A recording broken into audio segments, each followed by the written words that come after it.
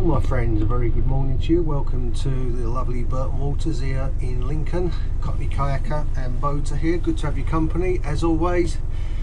Been a while since I uploaded a video, so I thought it's time I pulled my finger out and got one done for you. And I'm going out for a bimble this morning up to Torksey for some breakfast, so I thought why not. So I've just started the engines and I'm getting the boat prepared for departure. So we should be off in about 15-20 minutes or so. Cracking morning, quite cold, but the sun's shining, so it's going to be a lovely cruise, I'm sure.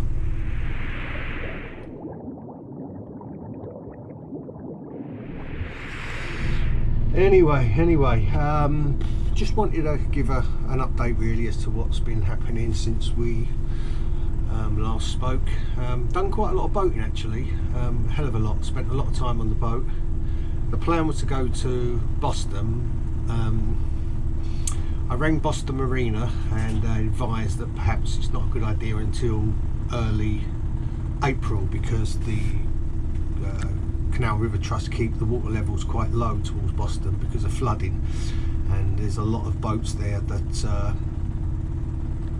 basically on their side. So we decided instead to go to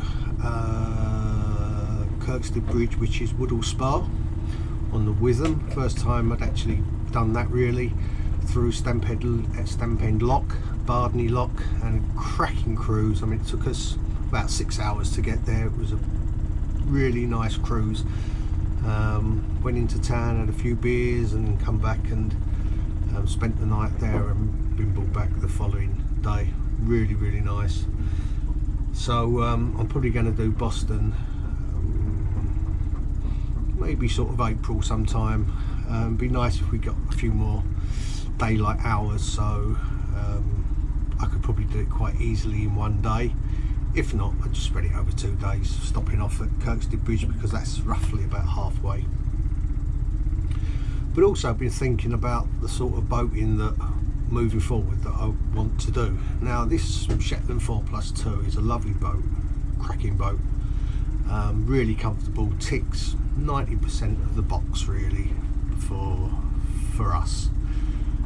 The only downside is the size of the engine. The engine is probably too small for this boat.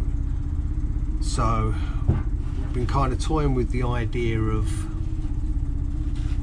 initially was to perhaps sell this boat and buy something like a Sea Line 23 or a Giano 850, I think it was, the one that I liked. But the problem with these kind of sports cruisers is they generally have inboard engines, and they have massive engines, you know, 5 litres and all that rubbish, which for me, the vast majority of my cruising is done on the inland waterways. But I do want to, I've just recently signed up to Navionics and got myself the Windy app, because I do want to cross the Wash into Norfolk, into Wales, and I do want to go down the Humber into Hull and Grimsby, and I'm really not going to do it with this, you know, this little engine. So the choice is perhaps save some money and sell this and buy a Sea Line 23 or something similar, or have a bigger engine put on this boat. Now, I've done quite a bit of research, spoke to Shetland. Now, for those that don't know, this is a category C boat, which means that this is capable of waves, swell up to 1.9 metres. I've been out in a sailing yacht at 2 metres, and that is proper lumpy, and I wouldn't want to be out in this boat at 1.9 metre swells. For me, it's like half a metre swell and no more than sort of 10-12 knots of gusting wind. So obviously you kind of pick your days when you cross the Wash and maybe go up the east coast. So what do I do? Do I have a bigger engine put on this? And I've been advised by Shetland probably for that kind of boating, maybe a 50 horsepower would be ideal, or a sports cruiser with you know, a diesel engine, something like that. And and I'm kind of favouring having a new 50 horsepower Tohatsu engine put on this boat, because it does everything that I want to do. I'm not going to cross the Atlantic on it, anything like that. It's just a bit of coastal cruising on calm days and crossing the Wash and going down the Humber and up to York on tidal Trent and you know, a little bit of the North Sea. So I've yet to come across a sports cruiser that is really ideal for me, because I don't want big engines up and down the Fosdyke navigation. I mean, 50 horsepower, I'm going to be ticking along probably about 4 or 5 mile an hour, which is all you can really do on there. So I mean, if anybody's got any thoughts on particular boats, etc., let me know in the comments below. It would be handy to have some other options. But anyway, all that said, we have been doing a hell of a lot of boating. I've been spending more time on the boat than at home, actually. And today we're off to Torksey Lock, as I said, for some cup of coffee and maybe something to eat. Feed the swans up there before having a bimble back. So I'm just going to finish off preparing, and I'll catch up with you when we're out the gates and onto the Fosdyke.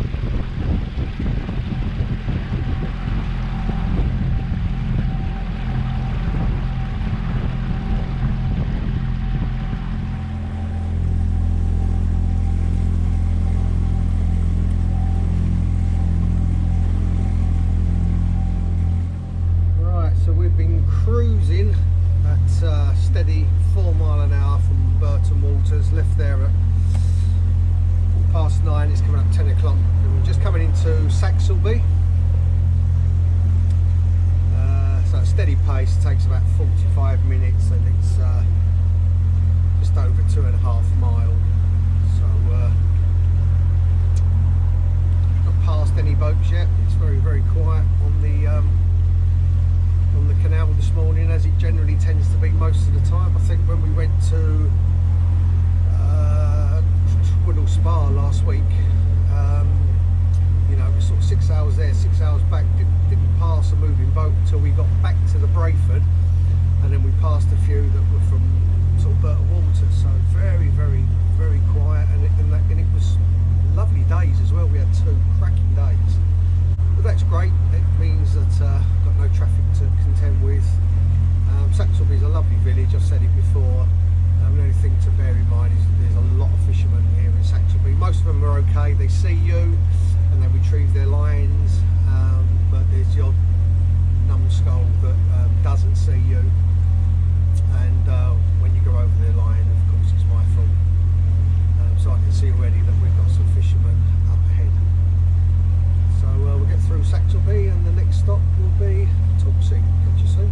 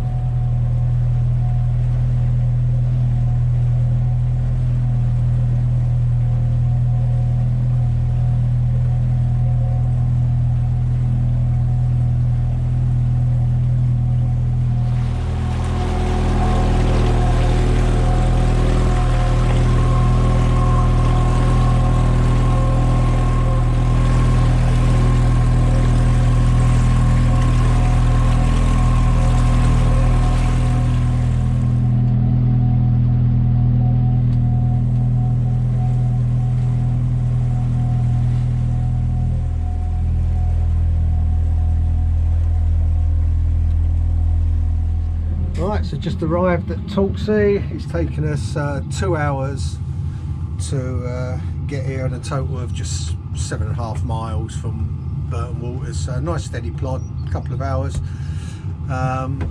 We've got Billy Big Knackers here. Where is he? Let me show you. Oh, he might have drifted off. Swan attacking the boat, can you believe it? So we give him some swan food and he's quieting down a little bit, but he wouldn't move. I think the boat actually hit him.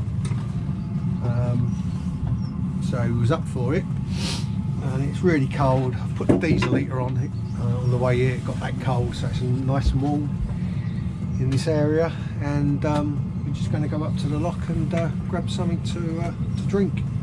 So, oh, here he is, look, there he is. Let me turn the camera around. Him.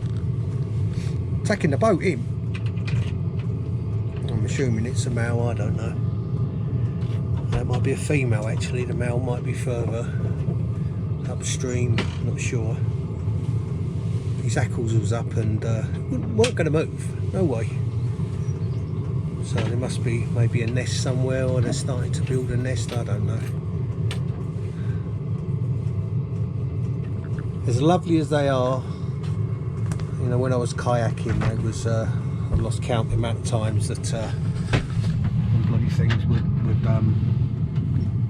attack me, and the worst one actually was here when I paddled from Saxelby to Torksey. A proper attack by one of them up by the lock. That was the worst attack I had. So any swan stories, comments below please. I'm always interested to hear about swan attacks. But anyway, let's go and get a drink, catch you in a bit. So there we go. No licence, no passage. Fair enough, I suppose. I was just saying how, to Janet, how you got me involved with the WI, because Janet's been with you. Sausage sandwich, crisp, cappuccino, tea. You probably recognise those. £12. For just over £12. I go with Quite expensive, but very nice. Come on you, Billy Big Knackers.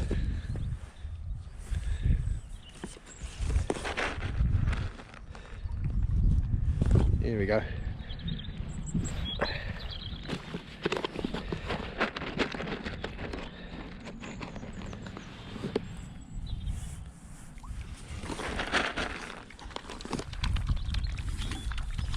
We're fighting over it.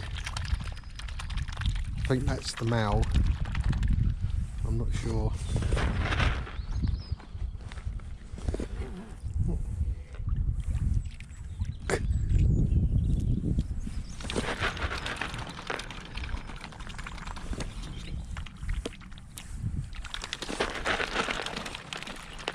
Greedy.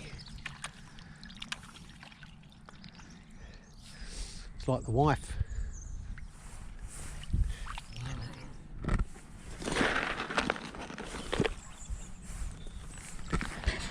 Like the wife when it comes to food. The brambles floating swan and duck food. I love it, they do. That's it, no more. Naff off. Ta-da. Go away. Right, so I'm a little bit concerned about something.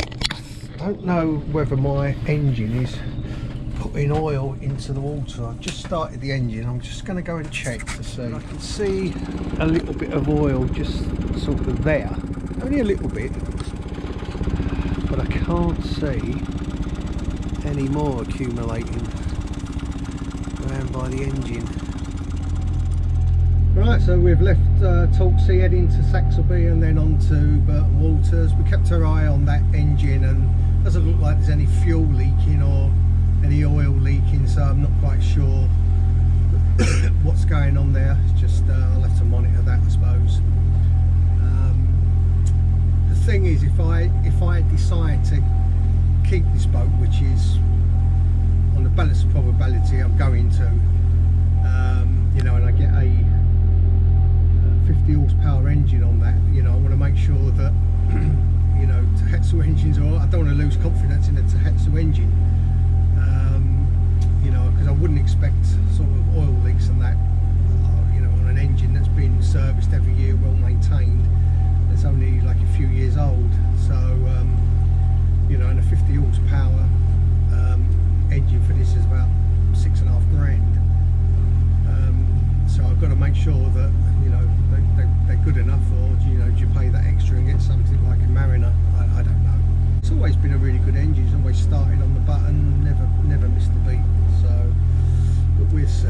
change the engine on this. It'll probably be next year, so when I'm confident about, you know, using my navionics and my charts. I'm learning how to use paper charts, and we're plotting a course on paper charts, so it's going to take some time, but certainly next year I'm kind of gearing up for having a bigger engine and hydraulic steering I'm going to go for.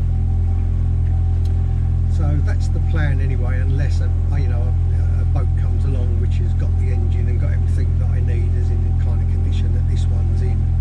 It would be nice to have a boat really that's got a nice big swim deck on the back, so you can just step off the pontoon onto the back of the boat, because I can understand that sometimes it can be hard to get in and out of the boat, especially when you're drunk.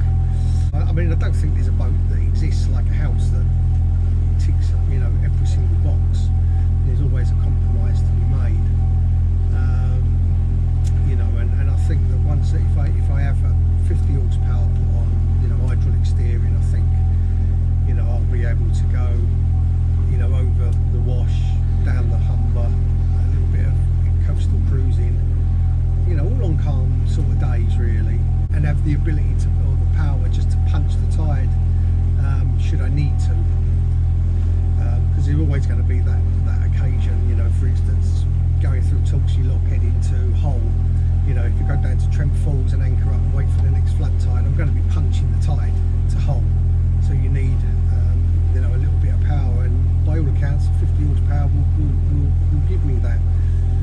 So yeah, it's a lot to think about really, but in my head I'm kind of 90% clear on what I want to, certainly on my boat, and what I want to do on my boat. And I do want to experience the sea, that is for sure, because I've done some sailing and I love it, and I don't think I'm going to get a sailboat. I mean, I still go on the sailboat, you know, on racing and that, if the lads need me, but I don't think I'm going to buy a sailboat.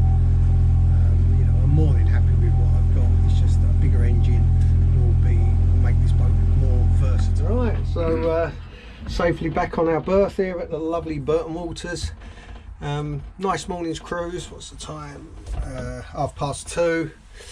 We left, I think it was about 9:15 this morning. Had a nice breakfast, cracking caff there at Torksey Lock. So got back to Burton Waters, sun shining. I'm just going to drink my drink, and then I'm off to the shop over the way there, Chandlery, and get a couple of stainless steel Jubilee clips, and then I'm going to go home and watch the darts from last night, and then I think tomorrow we're coming over, and we're going to have a night in the bar at the at bar 6, night in there, and sleep hangover off on the boat. So hope you've enjoyed the video. If you have, please like and subscribe, and until the next one, whenever that will be, safe and happy boating.